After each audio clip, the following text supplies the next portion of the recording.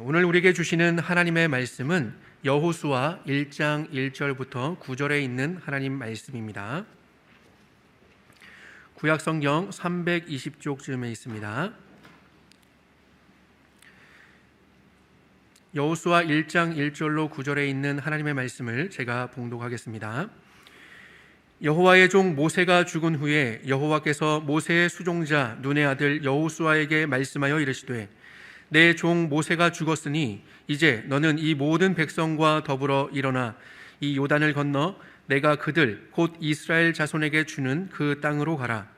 내가 모세에게 말한 바와 같이 너희 발바닥으로 밟는 곳은 모두 내가 너희에게 주었노니 곧 광야와 이 레바논에서부터 큰 강 곧 유브라데 강까지 해 쪽 속의 온 땅과 또 해 지는 쪽 대해까지 너희의 영토가 되리라.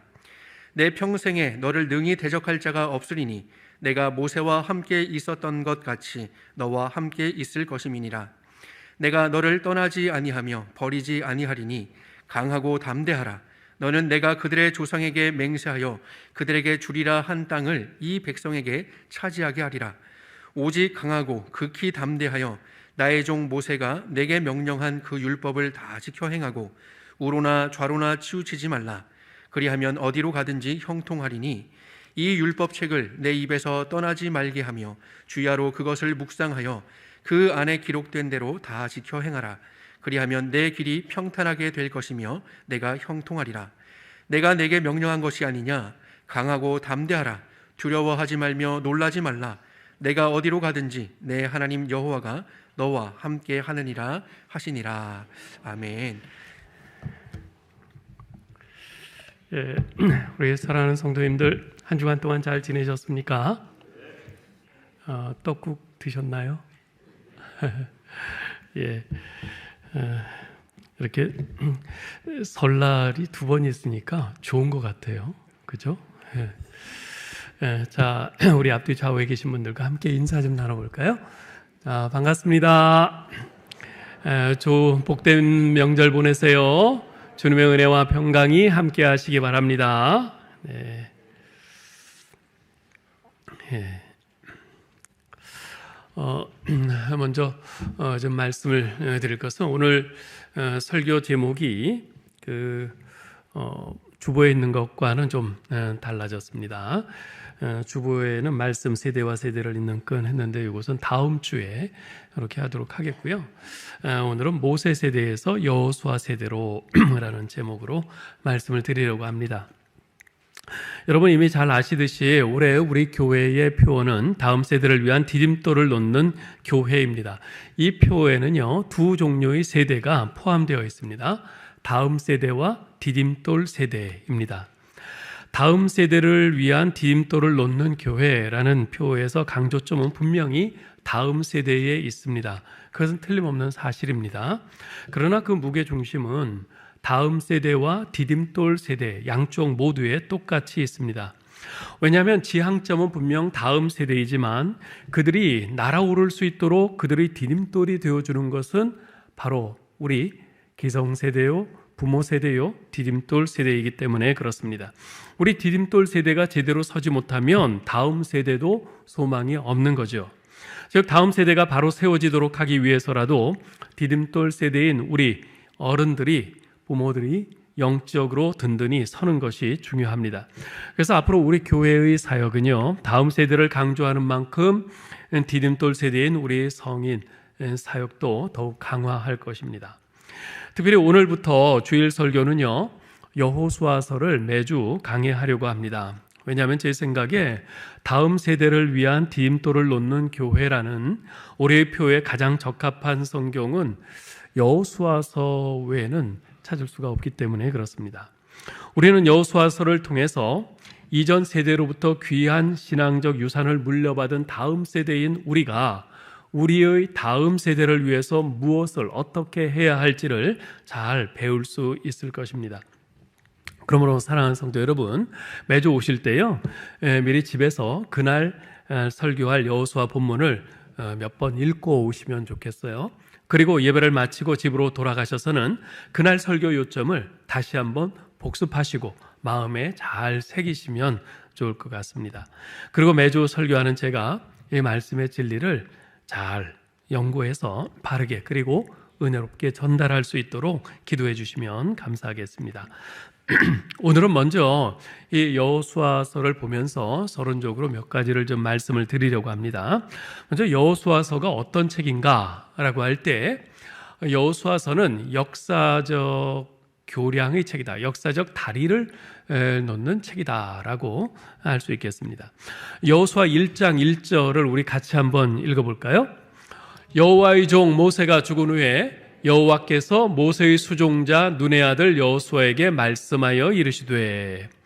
여러분, 우리말 성경에는 번역이 안 됐습니다만 원래 히브리어 성경에는 여호수아서가 1장 1절이 맨 앞에 그리고라는 접속사로 시작합니다.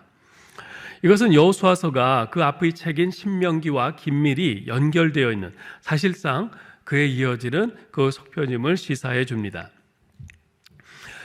사실 인류 역사의 시작을 말해주는 창세기부터 이스라엘의 멸망을 기록하고 있는 열왕기하까지 소위 역사를 서술하고 있는 이 책들 가운데 창세기와 신명기를 제외한 모든 책들이 그 맨 첫 절 처음을 그리고라는 접속사로 시작하고 있습니다. 그 가운데서 창세기와 신명기만 그렇게 되지 않고 있는데요. 왜 그런가? 창세기는요, 사실 맨 처음 책 아니겠어요? 맨 처음 책인데 그리고라는 말이 나올 이유가 없죠, 그죠? 제일 처음인데 그리고라는 말이 있을 이유가 없잖아요. 앞에 아무것도 없는데.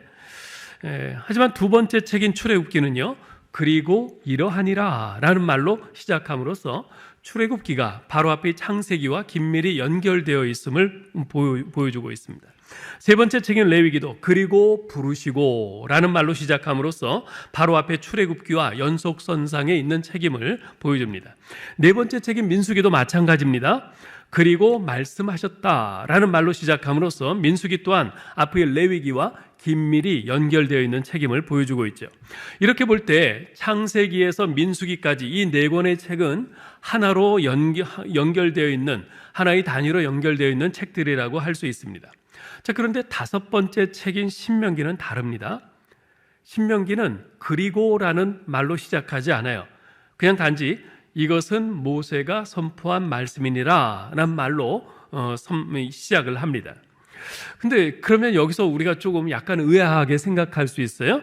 우리는 흔히 모세오경이라고 해서 창세기, 출애굽기, 레위기, 민수기, 신명기 이 다섯 권의 책을 묶어서 율법서로 이렇게 분류하지 않습니까?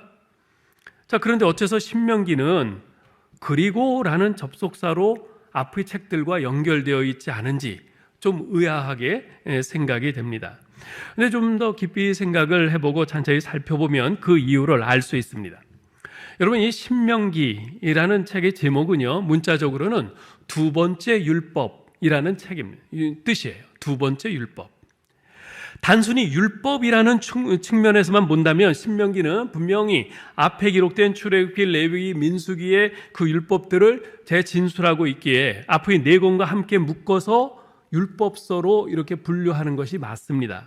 그러나 역사라는 측면에서 본다면 신명기는 창세로부터 출애굽과 광야 생활 40년까지의 이 과거 역사에 연결된다기보다는 약속의 땅 가나안에서의 삶이라는 미래 역사에 연결된다, 그렇게 보는 것이 더 좋습니다. 창세부터 이스라엘의 멸망까지 이 전체 역사를 둘로 이렇게 나누어서 본다면 천지창조에서부터 출애굽 그리고 광야 40년 여기까지를 하나의 역사로 이렇게 묶어볼 수 있어요. 그리고 가나안 땅에 들어가서 그곳에 정착해서 이스라엘이라는 왕국을 이루고 그곳에서 정착해서 이렇게 살면서 그러다가 또 불순종해서 멸망하고 여기까지 또 하나의 역사로 이렇게 묶어서 볼 수 있거든요. 그렇게 볼 때 신명기는 그 중간에 있는데 신명기를 가만 보면 사실 이 앞쪽 그 광야 40년까지 그 앞쪽에 붙이는 것보다는 가나안에 들어가서 그곳에서 정착해 살고 하는 그 뒤쪽에 붙이는 게 더 적합합니다. 왜냐하면 그 신명기는 그 내용이 이제 너희가 앞으로 가나안 땅에 들어가게 될 텐데 거기 들어가서 이렇게 살아라 라고 하는 그 교훈과 지침을 주는 책이거든요. 자, 그래서 이 신명기는 여호수아서부터 열왕기 하까지 이르는 그 역사에 붙여서 이제 보는 것이 모두 합당한 것이죠.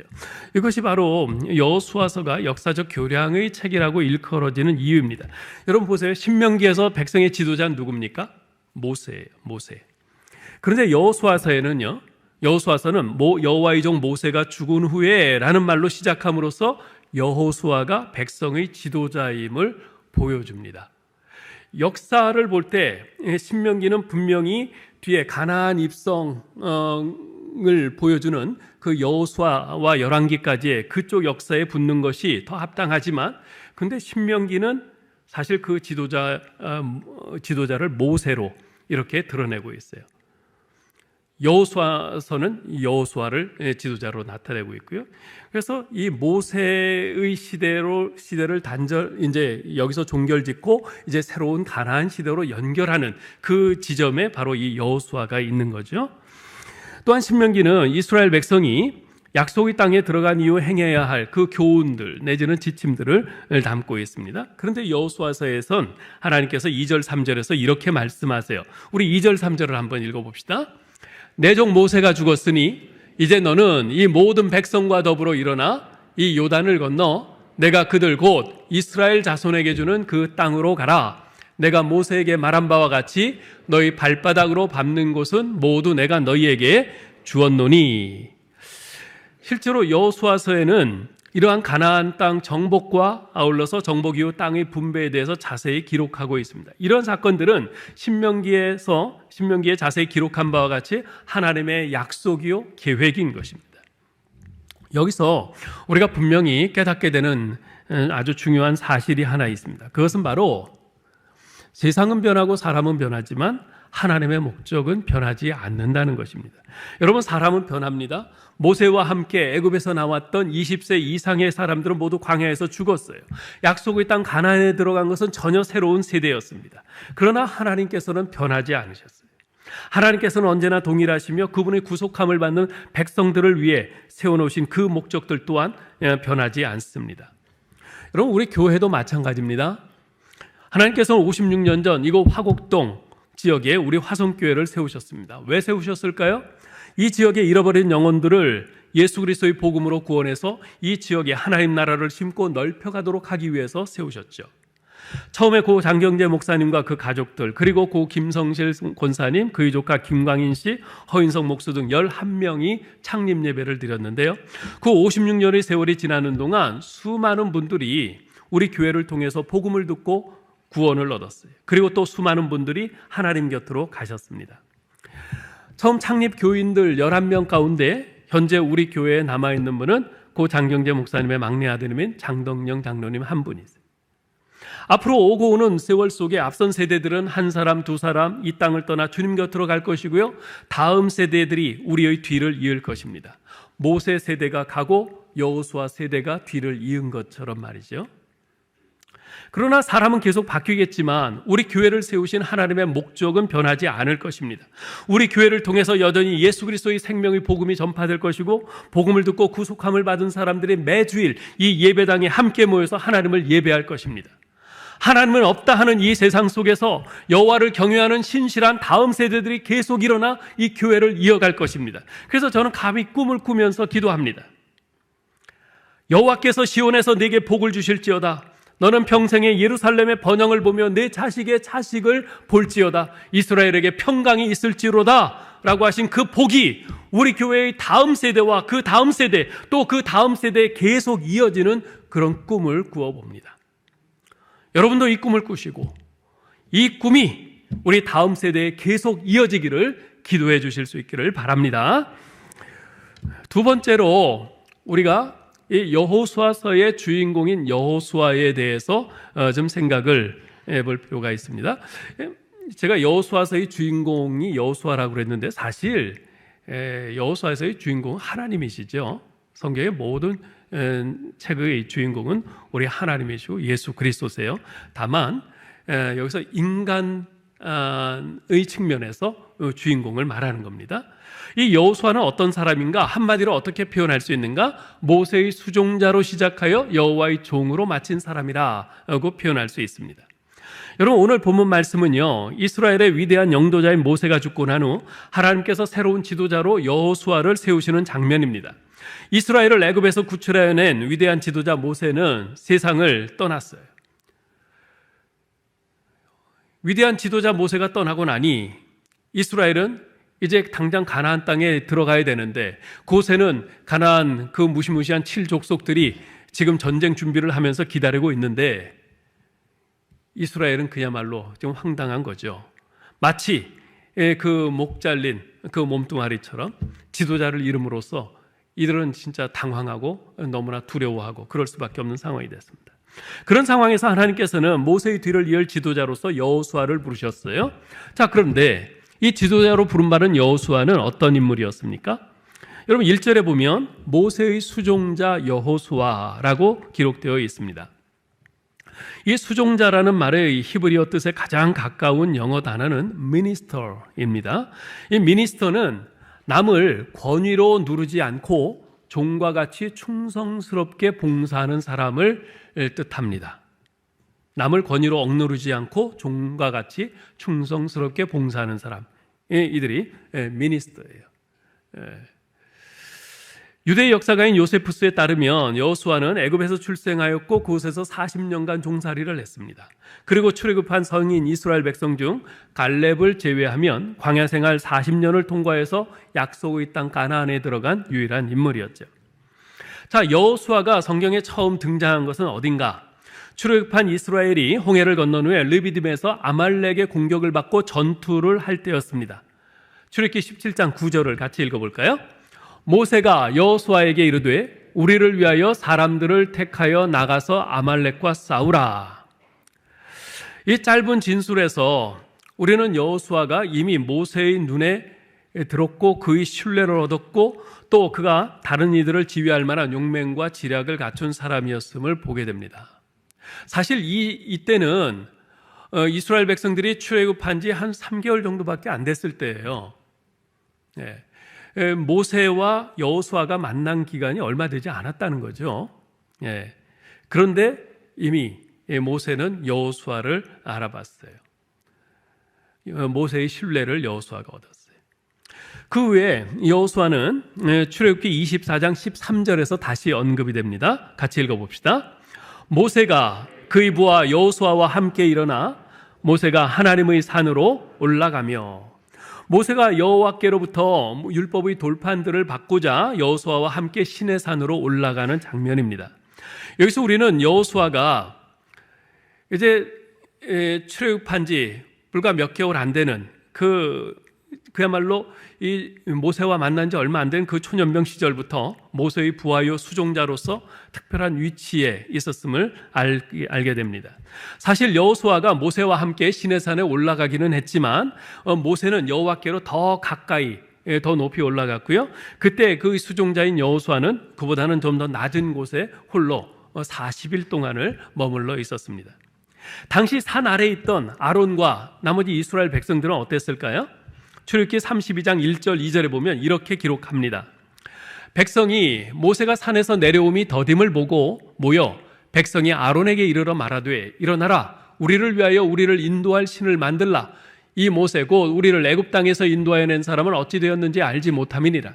아론이 그들에게 이르되 너희의 아내와 자녀의 귀에서 금고리를 빼어 내게로 가져오라.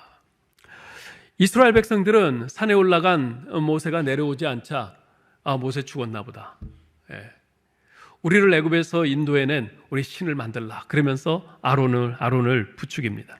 그러자 아론이 또 거기 부안에 동해갖고 금고리를 가져와라. 그래서 그걸로 금송아지를 만들고 이것이 너희를 애굽에서 인도해낸 신이다. 그러면서 우상 숭배에 빠지게 되죠. 그래서 이스라엘 백성과 아론의 그 불신앙과 조급함과는 극히 대조적으로 여호수아는 신뢰를 끝까지 잃지 않았어요. 인내했어요. 그러면서 주인의 모세가 돌아오기를 40일 동안 그 산에서 홀로 기다렸습니다. 자, 그로 인해서 어떤 결과가 주어졌습니까? 출애굽기 33장 11절 우리 같이 한번 읽어보죠.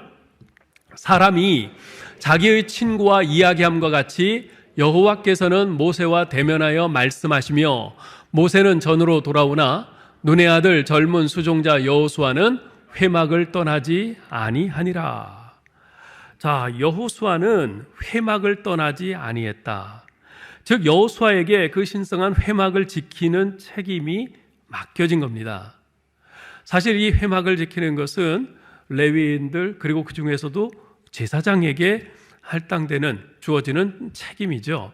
물론 이때는 아직 그 아론과 그의 자녀들이 제사장으로 임명되기 전입니다. 그러기는 하지만 어쨌건 이 여호수아에게 이 신성한 회막을 맡기는 책임이 주어졌어요. 그것이 바로 그 앞에 사건과 연결이 되는 거죠. 참으로 놀라운 축복이 아닐 수 없습니다. 여호수아가 등장하는 또 하나의 중요한 사건이 있는데 그것은 소위 12정탐꾼 사건으로 일컬어지는 민수기 13장 14장입니다. 당시 여호와께서 모세에게 각 지파의 두령 한 사람씩 모두 12명을 뽑아서 가나안 땅에 정탐을 보내라 명령하시죠. 이때 여호수아는 에브라임 지파에서 뽑혀서 정탐꾼으로 가게 됩니다. 자, 근데 이때 아주 중요한 사건이 하나 일어납니다. 그 사건이 뭐냐면 여호수아의 이름이 바뀌는 거예요. 여호수아의 본명은 호세아입니다. 민수기 13장 8절에 보면 본래 호세아였어요. 이 호세아라는 뜻은 그냥 구원이란 뜻입니다. 그런데 이 12정탐꾼 사건 당시 모세가 그의 이름을 여호수아로 바꾸었어요. 이 여호수아라는 말의 뜻은 여호와는 구원이시다라는 뜻입니다. 그냥 단지 구원이라는 뜻을 가진 호세아라는 이름을 이스라엘의 하나님 여호와의 구원 사역과 연관시킨 이런 신앙적인 이름으로 바꾸어 준 거죠. 훗날 이스라엘에는 여호와라는 하나님의 성호와 관련된 이름이 매우 흔했습니다. 그러나 이 모세 시대만 해도 이런 이름은 거의 없었어요.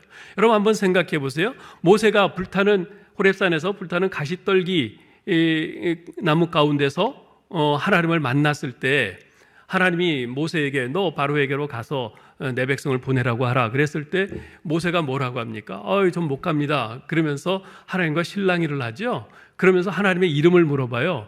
저들에게 가서 나를 보내신 분이 누구라고 할까요? 하나님 당신의 이름이 뭡니까? 물어본 거예요. 그때 하나님께서 나는 여호와라 스스로 있는 자라 이름을 처음 가르쳐 주셨어요. 그죠?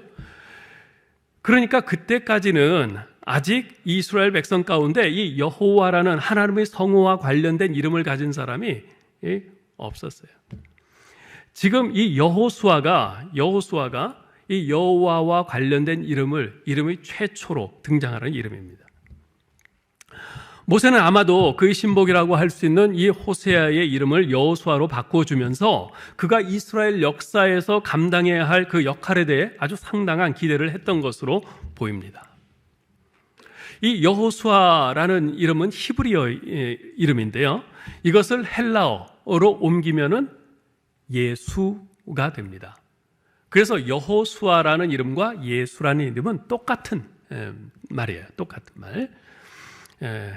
다 이제 하나님은 구원자이시다라는 이런 뜻이죠. 자, 그런데 이렇게 그 12명이 정탐을 하러 갔는데 함께 갔던 다른 10명의 정탐꾼들은 돌아와서 그 땅을 악평합니다. 그리고 그들의 보고를 들은 백성들은 낙담하면서 모세와 아론을 향해 불평하며 새로운 지도자를 세워 애굽으로 돌아가자 그러면서 모세 아론을 죽일 듯이 아주 험악한 상황을 연출하죠. 바로 그때 여호수아와 갈렙이 분연히 일어나서 그 회중들을 막아서면서 이렇게 대담하게 이야기를 합니다. 민수기 14장 6절부터 9절 우리 같이 한번 읽어보겠어요. 그 땅을 정탐한 자 중 눈의 아들 여호수아와 여분네의 아들 갈렙이 자기들의 옷을 찢고 이스라엘 자손의 온 회중에게 말하여 이르되 우리가 두루 다니며 정탐한 땅은 심히 아름다운 땅이라 여호와께서 우리를 기뻐하시면 우리를 그 땅으로 인도하여 들으시고 그 땅을 우리에게 주시리라. 이는 과연 젖과 꿀이 흐르는 땅이니라. 다만 여호와를 거역하지는 말라. 또 그 땅 백성을 두려워하지 말라. 그들은 우리의 먹이라. 그들의 보호자는 그들에게서 떠났고 여호와는 우리와 함께 하시느니라. 그들을 두려워하지 말라 하나. 결국 그 땅에 대해 악평한 10명의 정탐꾼들은 여호와 앞에서 재앙으로 죽었습니다. 그리고 그들의 말에 부하는 동안 이스라엘 백성들도 광야에서 40년을 보내면서 모두 죽었죠. 애굽에서 나온 사람들 가운데 20세 이상 된 사람으로는 오직 여호수아와 갈렙만이 생존해서 약속의 땅 가나안에 들어가게 되었죠. 여호수아에 관한 기록 중 가장 중요한 것은 아마도 여호수아가 모세의 후계자로 임명되는 민수기 27장일 것입니다. 민수기 27장 18절로 20절을 같이 한번 읽어보겠습니다. 여호와께서 모세에게 이르시되 눈의 아들 여호수아는 그 안에 영이 머무는 자니 너는 데려다가 그에게 안수하고 그를 제사장 엘르아살과 온 회중 앞에 세우고 그들의 목전에서 그에게 위탁하여 내 존귀를 그에게 돌려 이스라엘 자손의 온 회중을 그에게 복종하게 하라. 신명기 34장 9절도 읽어보겠습니다. 모세가 눈의 아들 여호수아에게 안수하였으므로 그에게 지혜의 영이 충만하니 이스라엘 자손이 여호와께서 모세에게 명령하신 대로 여호수아의 말을 순종하였더라. 사실 모세와 여호수아는 모든 면에서 서로 다른 사람이었습니다. 모세가 여호수아보다 훨씬 탁월한 사람이죠. 모세는 온유하기가 지면의 모든 사람보다 뛰어난 사람이었고요. 하나님께서 대면하여 말씀하시던 사람이었습니다. 특별히 모세는 이스라엘을 종노릇하던 그 애굽에서 해방시키는 그 힘들고 엄청난 일을 위해서 세움을 받았고 하나님의 능력을 힘입어서 그 일을 완수했습니다. 그리고 광야 생활 40년 동안 이스라엘 백성의 지도자로서 그들의 끊임없는 불평불만을 다 감당하면서 그들을 하나님의 나라요 하나님의 백성으로 양육하고 훈련시켰습니다. 이런 모세의 모습은요 여호수아로서는 감히 따라하지 못할 아주 탁월하고 월등한 것이었죠. 그런데 딱 하나 여호수아가 모세와 같은 점이 있었습니다. 그것은 여호수아가 모세처럼 그 안에 하나님의 영이 머무는 자였다는 것입니다. 사실 이것이면 되는 겁니다. 왜냐하면 구약에서 그 안에 하나님의 영이 머무는 자란 하나님께서 그 사람에게 주신 그 직분을 감당할 수 있도록 그에게 지혜와 능력과 은사를 주신다는 뜻이거든요. 그러니 그 안에 하나님의 영이 머무는 자가 되는 것이야말로 직분자에게 있어서 가장 중요한 필요 충분 조건인 거죠. 이것만 있으면 되는 거죠. 자, 그렇다면 여호수아는 어떻게 그 안에 하나님의 영이 머무는 자가 되었을까요? 성경의 기록을 잘 살펴보면요, 여호수아가 그 안에 하나님의 영이 머무는 자였다는 표현은 모세의 말년에 여호수아가 그의 후계자로 임명될 때 처음 나옵니다. 즉 모세와 처음 함께한 출애굽으로부터 무려 40년이 지난 후에야 비로소 그 안에 하나님의 영이 머무는 자라는 인정을 받게 된 거죠. 여호수아는 출애굽 이후 40년 광야 생활 동안 모세의 수종자로서 충실히 섬겼습니다. 모세가 물 떠오라 그럼 물 떠오고, 잠자리 펴라 그럼 잠자리 펴고, 뭐 청소해라 하면 청소하고, 하여튼 모세의 수종자로서, 모세의 종으로서 철저히 모세가 말하는 대로 다 순종했어요. 그러한 과정에서 하나님에 대한 믿음도 점점 자라갔고 자신도 모르는 사이에 모세의 모습을 본받으면서 다음 세대 지도자로 준비되어 갔습니다. 그렇게 여호수아가 무대의 뒤편에서 오랜 세월 충실하게 모세를 수종들며 섬겼을 때 마침내 하나님께서는 그를 부르시고 이스라엘이라는 큰 민족의 지도자로 삼으신 것이죠. 그 결과 지난 시간에 말씀드렸듯이 1장 1절에서 모세의 수종자로 시작했던 여호수아는 여호수아의 마지막 장인 24장에서는 여호와의 종이라는 영광스러운 호칭으로 마치게 되었습니다. 그의 시작은 미약하였으나 끝은 장대해진 거죠. 모세의 수종자로서 곁에서 보고 배우고 충성스럽게 섬기며 묵묵히 한 걸음씩 한 걸음씩 걸어갔을 때 그는 그 안에 하나님의 영이 머무는 자가 되었고 종래는 모세가 누렸던 그 지위를 동일하게 누리게 된 것이죠. 사랑하는 성도 여러분, 여기 하나님께서 우리에게 주시는 매우 중요한 영적 교훈이 있습니다. 얼마나 자주 우리는 일상생활의 좁은 틈바구니를 불평하면서 사는지 모릅니다. 우리가 하는 일들이 변변치 못하고 하찮게 보이기도 합니다. 그러나 여러분, 그 시간들은요, 그 자리는요, 하나님께서 여러분을 쓰시기 위해 반드시 있어야만 하는 과정입니다. 우리는 다스리는 그 자리에 있기 전에 먼저 다스림을 받으면서 고통을 받아보아야 합니다. 올라가기 전에 먼저 맨 아래 내려가서 거기 있어도 보아야 합니다. 하나님께서는 처음부터 우리에게 자신의 뜻을 온전히 보이시지는 않습니다. 우리는 작은 일에서부터 하나님의 뜻을 배워야 합니다. 따라서 작은 책임을 맡게 되었을 때 마음과 힘을 기울여서 최선을 다해야 합니다. 충성해야 합니다. 그럴 때 하나님께서는 언젠가는 우리를 그 작은 일에서 불러내셔서 좀 더 큰 일을 맡기실 것입니다. 하나님께서 오늘날 여러분을 위해서 배후에서 무엇을 준비하고 계실지 누가 알겠어요? 사랑하는 성도 여러분, 현재 여러분이 맡고 있는 일들이 무엇입니까? 그 일들의 크고 작음과 경중을 따지면서 그에 대한 여러분의 그 마음 자세와 처신이 달라집니까? 현재 여러분은 여러분에게 주어진 일들에 충성하고 있다고 자신할 수 있습니까? 충성은 전에 말씀드렸듯이 처음과 끝이 같은 겁니다. 처음과 끝이 같은 게 충성입니다. 여러분은 어떠십니까? 어떤 신자들은 그저 교회 와서 편안하게 예배드리고 고고하게 앉아서 성경 공부하고, 그러나 손에 물 한 번 안 묻히고 부엌봉사, 주차봉사 등 힘든 일, 귀찮은 일은 전혀 안 하려고 하는 그런 사람들이 있습니다.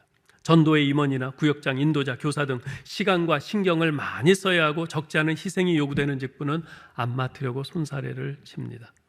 봉사를 하긴 하되 수종자로서의 봉사는 안 하려고 합니다. 사랑하는 성도 여러분, 낮은 자리에서 수종자로서 섬기려고 하지 않는 사람은 결코 구약적인 의미에서의 하나님의 영이 그 안에 머무는 자가 될 수 없습니다. 왜냐하면 하나님의 영은 곧 예수님의 영인데, 예수님이 어떤 분이십니까? 예수님께서는 우리 죄인을 구원하기 위해서 하늘 영광 보좌 다 버리고 이 땅에 인간의 몸으로 오셔서 십자가에서 자신의 생명을 내어주시기까지 가장 낮은 자리에서 우리의 수종자로 섬기신 분 아닙니까? 그렇다면 그러한 예수님처럼 낮은 자리에서 수종자로 섬기려 하지 않는 자에게 어찌 예수님의 영이 그 안에 머물 수 있겠으며, 그러한 사람이 어찌 하나님께서 쓰시는 지도자가 될 수 있겠습니까? 그런 의미에서 우리 다음 세대에 속한 우리 젊은 분들에게 부탁드립니다. 여러분의 디딤돌 세대인 부모 세대에게 수종자로 섬기는 자세로 그분들을 존중하고 겸손히 배우시기 바랍니다. 비록 여러분의 부모 세대, 디딤돌 세대인 어른 세대가 스마트폰도 잘 사용할 줄 모르고 SNS도 못한다 해서 무시하지 마시기 바랍니다. 예배를 생명처럼 여기고 매일 새벽마다 나와서 하나님 앞에 눈물로 기도하며 자신은 덜 먹고 덜 입더라도 하나님 나라와 주님의 몸된 교회를 위해 헌신하고 희생했던 그분들의 깊은 영성을 존중하고 잘 보고 배우시기 바랍니다. 그럴 때 비로소 하나님께서는 여러분을 부모 세대를 디딤돌 삼아 하나님의 나라와 의를 이루기 위해 훨훨 날아오르는 진정한 다음 세대가 되게 하실 것입니다. 한 가지 더 생각할 것이 있습니다. 관건은 모세가 아니라 하나님이시라는 겁니다. 자, 이게 무슨 말인가? 하나님께서 여호수아에게 하신 첫 번째 말씀이 무엇이었죠? 2절을 다시 한번 읽겠습니다. 내 종 모세가 죽었으니 이제 너는 이 모든 백성과 더불어 일어나 이 요단을 건너 내가 그들고 이스라엘 자손에게 주는 그 땅으로 가라.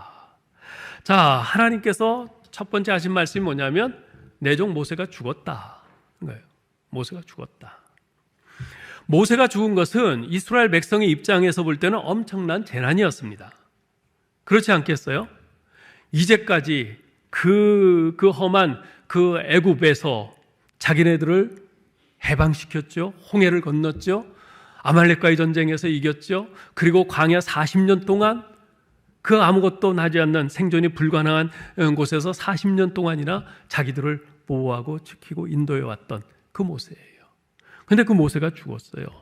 이제 요단강을 건너서 가나안 땅에 들어가서 그곳에서 이제 가나안 족속들과 싸워서 그 땅을 차지해야 되는데 이 중요한 일정을 앞두고 모세가 죽은 거란 말이에요. 백성들로서는 그야말로 패닉에 빠질 수밖에 없는 엄청난 재난이었죠. 그러나 하나님께서는 뭐라고 말씀하시나 잘 보세요. 내 종 모세가 죽었다. 하나님께서 이 말씀을 하실 때 그 말씀의 톤이 어땠을까? 제가 짐작할 때 내 종 모세가 죽었다. 아주 담담하게 말씀하셨을 것 같아요. 담담하게. 네? 이스라엘 백성 입장에서 볼 때는 모세가 죽은 것은 그야말로 재난과 같은 일이었지만 하나님 입장에서 볼 때는 그저 종이 죽은 거예요. 종이 죽은 거예요. 그러면서 여호수아에게 아무 일도 아니라는 듯이 이스라엘 백성들을 이끌고 약속의 땅 가나안으로 들어가라고 명령하십니다. 이는 마치 모세의 죽음으로 당황해서 정말 어쩔 줄 몰라 하고 낙심해 있는 이스라엘을 향해서 나 여호와가 죽었어야 문제지 내 종 모세가 죽은 것이 뭐가 문제냐, 이런 일침을 가하시는 듯한 그런 장면입니다. 그렇습니다, 여러분. 모세가 죽었다고 해서 하나님의 약속이 무산됩니까? 아닙니다. 하나님께서는 모세를 대신할 새로운 사람을 일으키셔서 반드시 자신의 약속을 성취해 나가십니다. 사실 오늘 본문을 보면요, 하나님께서 여호수아에게 강하고 담대하라는 말씀을 거듭거듭 반복해서 말씀하십니다. 6절 읽어보죠. 강하고 담대하라. 너는 내가 그들의 조상에게 맹세하여 그들에게 주리라 한 땅을 이 백성에게 차지하게 하리라. 7절. 오직 강하고 극히 담대하여 나의 종 모세가 내게 명령한 그 율법을 다 지켜 행하고 우로나 좌로나 치우치지 말라. 그리하면 어디로 가든지 형통하리니. 9절. 내가 내게 명령한 것이 아니냐. 강하고 담대하라. 두려워하지 말며 놀라지 말라. 네가 어디로 가든지 내 하나님 여호와가 너와 함께하느니라 하시니라. 강하고 담대하라. 거듭거듭 말씀하세요. 왜 이렇게 거듭거듭 반복해서 말씀하시는 걸까요? 두렵기 때문에. 이스라엘 백성들이 지금 두려워하고 있기 때문에 그렇습니다. 지난 40년간 한결같이 여호수아 자신의 든든한 버팀목이요, 이스라엘 백성의 지도자였던 모세가 죽고 없으니 그들은 지금 패닉에 빠져서 두려워하고 있는 거예요.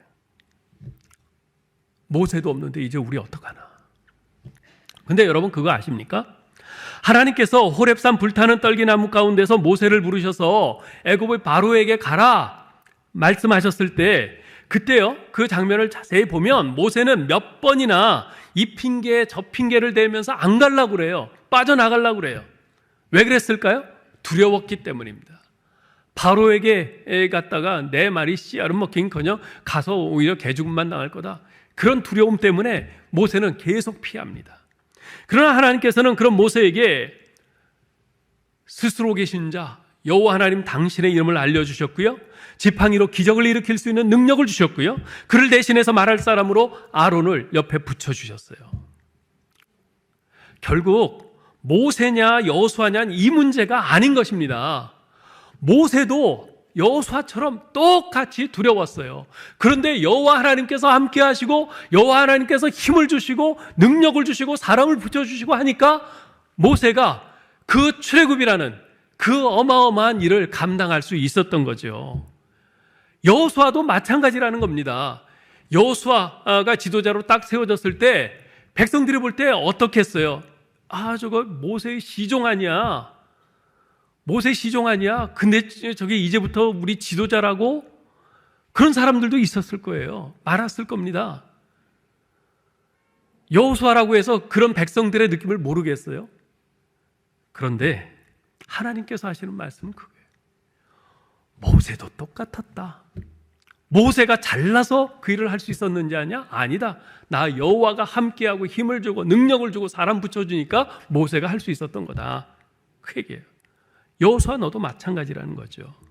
하나님이 관건이신 겁니다. 하나님이 함께 하시기에 모세가 모세 될 수 있었던 것이고, 마찬가지로 하나님께서 함께 하셔서 여호수아를 여호수아 되게 하실 것입니다. 하나님이 계신 이상 모세가 죽었다고 해서 문제될 것은 아무것도 없는 거죠. 여러분, 우리 한국 교회의 특징 중 하나는 목회자 의존성이 매우 크다는 것입니다. 이것은 장점이기도 하면서 동시에 약점이기도 합니다. 그만큼 목회자를 존중하기에 목회자가 가르치는 대로 어떻게든 순종하려고 애씁니다. 목회자가 바르게만 한다면 이건 굉장한 장점이지요. 그런데 어떤 경우에는요, 목회자에게 맹목적이기도 합니다. 맹목적이기도 해요. 어떤 목회자에게 꽂히면 그 목회자 외에는 다른 사람은 아무도 눈에 들어오질 않아요. 그래서 그 목회자가 없으면 마치 그 교회가 무너질 것처럼 생각을 합니다. 그 목회자가 가는 곳마다 쫓아다니려고 그래요. 도대체 교회 주인이 누굽니까? 목사입니까? 하나님입니까? 우리 한국교회에서 가장 훌륭한 목사님이라고 추앙받던 한경직 목사님이 돌아가시니까 영락교회가 무너졌습니까? 우리가 존경하던 그 장경재 목사님이 돌아가셔서 우리 화성교회가 망했습니까? 아니잖아요. 도대체 뭐가 문제입니까? 사람은요, 시간이 흐르면 은퇴하고 떠나고 죽기 마련입니다. 그런다고 해서 교회에 문제될 건 하나도 없습니다. 하나님만 계시면 됩니다. 교회 머리 대신 예수 그리스도만 계시면 아무 문제 없습니다. 난 저 목사님 아니면 안 돼 하는 식으로 목사님을 쫓아서 교회를 떠나는 것은 분명 아니, 틀린 거예요. 하나님께서 세우신 영적 지도자들을 신뢰하고 존중하고 최선을 다해서 협력해야 하는 것은 틀림없는 사실이지만, 저 목사님 가시면 나도 이 교회 떠날래 하는 식의 절대적인 의존의 자세는 옳지 못한 겁니다. 교회의 머리 대신 주님을 의지하는 것이 아니라 주님이 세우신 그 사람을 더 의지하는 것이기 때문에, 나 여호와가 죽었어야 문제지 내 종 모세가 죽은 것이 뭐가 문제냐. 여러분, 이 말씀을 꼭 마음에 새겨두시길 바라요. 근데 이 말씀은 또한 암담한 상황에 직면했을 때도 해당되는 말씀입니다. 여러분, 이생망이라는 말 아세요? 제가 오늘 아침에 이제 교회 오려고 이제 준비하고 있는데 집사람이 갑자기 여보 이생망 알아? 그러더라고요. 그래서 처음 들어보는 말이어서 뭔데? 그랬더니 뭐 재작년에 이렇게 한참 돌았던 말이래요. 어차피 이번 생은 망했어 라는 뜻이랍니다. 어차피 이번 생은 망했어. 뭐 그러면서 뭐 이게 뭐 부동산에 뭐 관련된 뭐 이제 그런저런 이야기라고 해주는데, 전 나름대로 지금 그런 생각이 들었어요. 이 이생망, 금수저 아니면 최소한 은수저로라도 태어났어야 하는데, 그렇지 않고 흙수저로 태어나서 도저히 어떻게 해볼 수 없는 그런 절망에 빠진 이 젊은이들의 자조 섞인 한탄이라는 거예요. 이해가 갑니다. 우리나라가 좀 이런 게 심해야죠. 그래서 어떤 뒷배가, 그런 배경이 없으면은 정말 이렇게 자기 꿈을 펼쳐볼 그런 기회조차도 안 생기는 그런 일들이 참 많아요. 너무 안타깝죠. 이해가 됩니다. 그러나 여러분, 우리는 예수 믿는 사람입니다. 우리 아버지가 하나님이세요. 여러분 절망하지 마세요. 포기하지 마세요. 여러분 하나님의 말씀을 들으시기 바랍니다. 하나님이 뭐라고 그러실 것 같아요? 나 여호와가 죽지 않았는데 너 왜 절망하냐? 나 여호와가 죽었어야 문제지. 네가 흙수저로 태어난 거 그게 뭐가 문제냐? 나 여호와 하나님이 그 정도밖에 안 되냐? 하나님은 말씀하실 거예요. 예전에 제가 미국에서 목회할 때 아기가 아주 심한 장애를 안고 태어난 가정이 있었어요. 그 장애가 너무나 심해서 저도 아기 태어났을 때 가서 봤는데 그냥 한숨만 나왔어요. 근데 그들 부부가 정말 절망 가운데 어쩔 줄을 몰라 했죠. 신방 가서 하나님의 말씀으로 위로를 하고 기도를 하는데 솔직히 제 마음도 너무나 답답하고 막막하고 안타까워서 말이 안 나오더라고요. 그런데 얼마 후에 새해가 되어서 그 부부가 우리 가정의 새해 기도 제목을 써서 냈는데요. 이런 기도 제목을 써서 냈어요. 하나님, 절망 가운데 있던 우리 가정을 소망과 감사의 자리로 옮겨주신 놀라운 기적의 하나님께 감사드립니다. 이러한 일을 허락하신 하나님의 뜻을 발견하고 이 시간을 통해 사랑과 믿음이 더욱 견고한 가정이 되게 하여 주옵소서. 참으로 놀라운 기도 제목이었어요. 그 아이가 회복이 돼서 그런 거냐? 아니에요. 그 아이는요, 이제 올해 대학을 갔는데 20번 넘는 수술을 했어요. 20번 넘는 수술. 앞으로도 계속 수술을 해야 돼요. 근데 어떻게 이런 기도 제목을 냈는지 나중에 그 집에 신방 가서 물어봤어요. 그랬더니 하는 말이 놀랍게도 오늘 말씀과 똑같은 대답이었어요. 저는 이제까지 하나님의 살아계심을 믿는다고 입버릇처럼 고백하곤 했습니다. 살아계신 하나님께서 이런 일을 허락하셨다면 거기에는 하나님의 기쁜 뜻이 있으리라 생각합니다. 전능하신 하나님께서 우리 아이를 기적적으로 낫게 해주실 수 있다고 믿습니다. 그러나 그렇게 하지 않으실다 해도 우리 아이가 이런 모습으로도 얼마든지 복된 아이로 살 수 있게 해줄 것이라 믿습니다. 하나님이 안 계셔야 문제지. 하나님께서 살아계신데 뭐가 문제겠습니까? 하나님께서 우리 부부에게 이 믿음 주셔서 감사할 뿐입니다. 그 아이를 보면요, 보는 사람 모든 사람의 반응은 똑같습니다. 똑바로 못 쳐다봐요. 그냥 고개를 숙이고 한숨만 쉬어요. 그런데요, 참 놀라운 것이 주변의 모든 사람들이 그 아이를 사랑해요. 처음 볼 때는 차마 쳐다보지 못하고 눈을 깔고 한숨만 쉴 뿐인데 주변의 모든 사람들이 그 아이를 사랑해요. 이 부부의 기도처럼 이 아이가 주변 모든 사람한테 사랑받는 그런 복을 받는 거예요. 뿐만 아니라 이 아이로 인해서 주변이 밝아져요. 주변 사람들이 아주 밝아져요.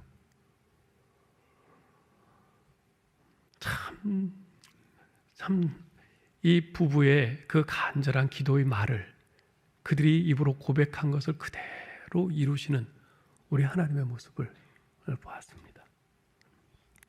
여러분, 우리 다음 세대도 마찬가지입니다. 현재의 추세대로라면 10년, 20년 후에는 우리의 다음 세대가 우리 한국교회의 마지막 세대가 되지 말라는 법 없습니다. 그만큼 위기입니다. 그래서 오늘도 계속 새벽마다 이 제목을 가지고 기도를 하는데 새벽에 기도할 때마다 먼저 한숨이 나와요. 그런데 토요일 어제 새벽에 하나님께서 제게 이런 말씀을 하시는 것 같았어요. 이 목사, 나 여호와가 죽었니? 내 팔이 짧아졌어? 왜 한숨을 쉬어? 나 여호와 하나님이 없어야 문제지 내가 있는데 뭐가 문제야? 그냥 의지하고 기도해. 그렇습니다, 여러분. 이스라엘을 모세 세대에서 여호수아 세대로 전환되게 하신 분은 모세도 아니고 여호수아도 아니었습니다. 바로 살아계신 여호와 하나님이셨습니다. 아무쪼록 살아계신 여호와 하나님을 온전히 신뢰하고 의지하면서 주님의 수종자로서 충성스럽게 섬김으로 다음 세대를 위한 디딤돌을 놓고 여호와의 종이라는 영광스러운 칭호를 얻는 저와 여러분 될 수 있기를 주님의 이름으로 축원합니다.